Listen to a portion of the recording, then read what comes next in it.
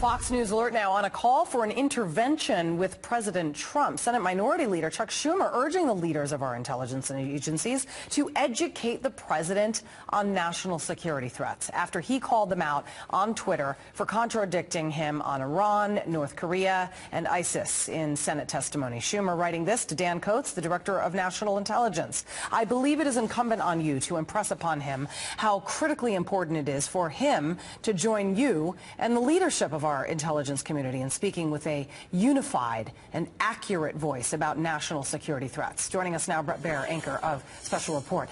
The president obviously is getting this intelligence information from someone. He's not the one gathering it from the ground. So the president then, you would believe, would have verified information. Why the contradiction then between he and intelligence officials then? Hey, Julie, I just want to start by saying that it's a little chilly in the studio here, but I really feel for Mike Tobin. What is it about? Yeah, I really feel for Mike Tobin. Listen, the intelligence is... you know, the president is tweeting out about defending his different points of view on different areas of the world. For example, North Korea, where he says the relationship has dramatically changed. They haven't been firing missiles. They haven't been testing bombs. And he has a discussion with the North Korean leader. Now, it does not mean that North Korea is still not doing things, and that is what the intelligence community was testifying to, and that also testifying to their belief that North Korea is not in the business of getting rid of its nuclear weapons. That's how it sees its existence as a country. So the difference there may just be focus. But on Iran, the president is saying that there is a lot of threat from Iran that the intelligence community was not highlighting in that hearing. And when he tweeted that perhaps they should go back to school, that really sent off alarm bells up on Capitol Hill. And that's where you're getting Chuck Schumer and others saying, you know, there needs to be an intervention, in their words. I think some of the concern might be the message it sends to these countries. So if he's basically instructing his intelligence officials here in Washington, D.C. to go back to school, then what does that say to Iran or to North Korea, for example, on the cohesion here on, you know, dealing with these countries?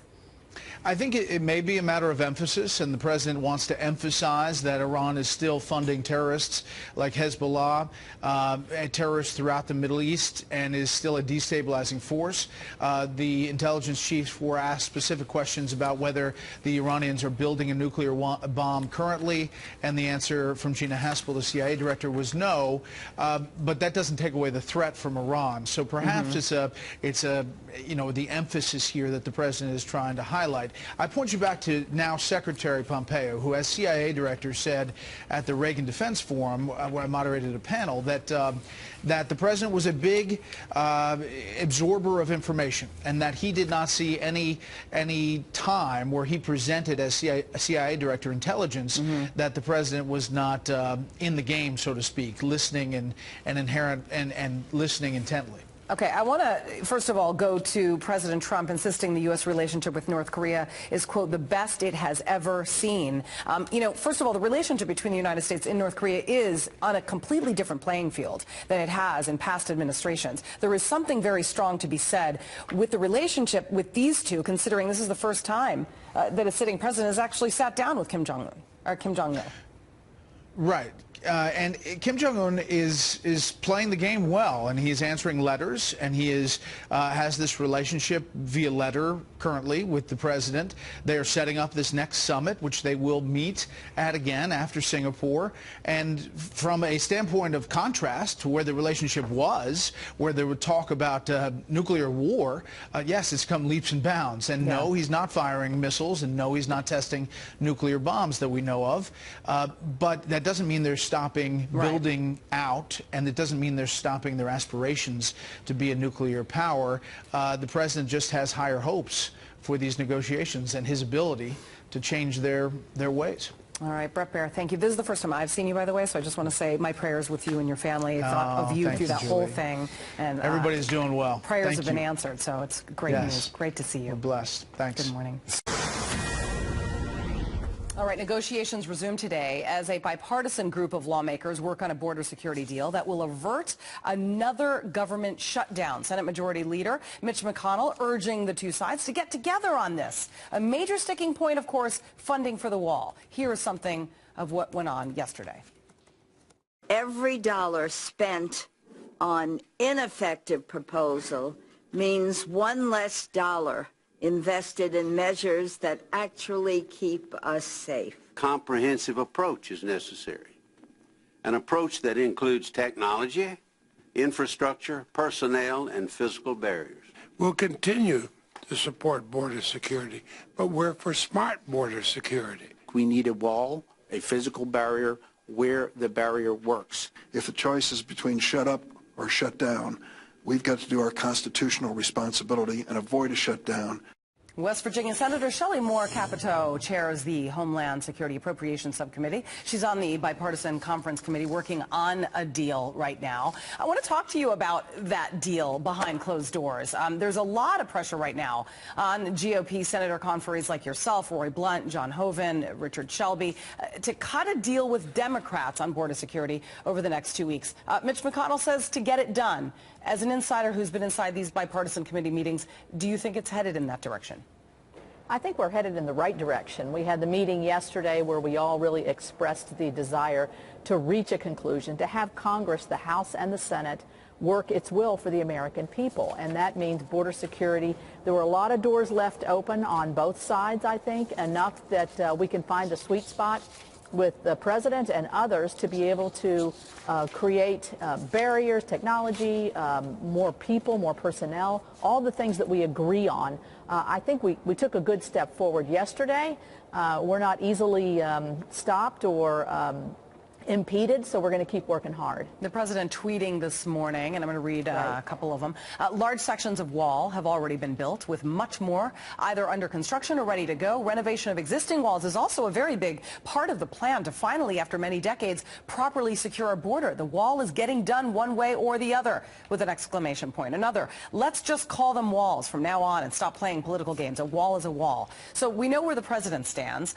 We know where Senator Lindsey Graham stands. In fact, last night he told Sean Hannity that if President Trump backs away from his demand for the $5.7 billion to fund this wall, it could actually mark what he called the end of 2019 in terms of him being an effective president and probably the end of his presidency. What do you say to that?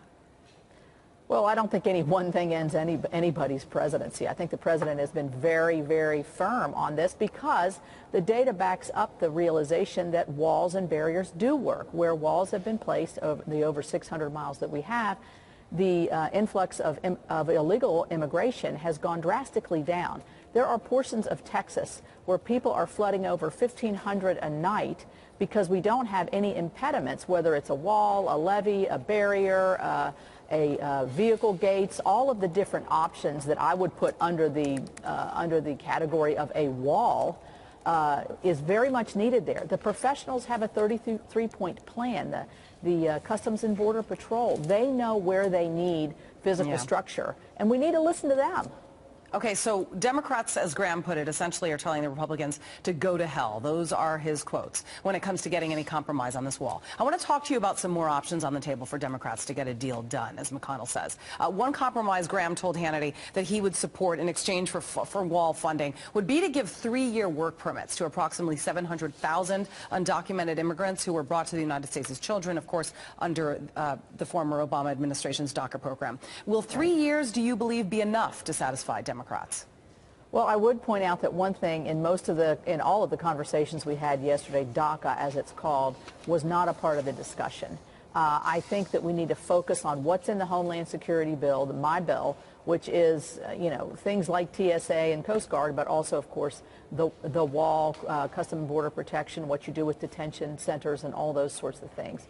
I think as time moves on, we may get broader in discussions, but right now, I think if we stay focused on the issue at hand and wrap this up and keep government open, we can live to fight another day on things like DACA. I mean, I've already voted in favor of this, so I'm not opposed to it, but I'm not sure that that's the icing on the cake. That's not going to be enough to push it through, is what you're saying.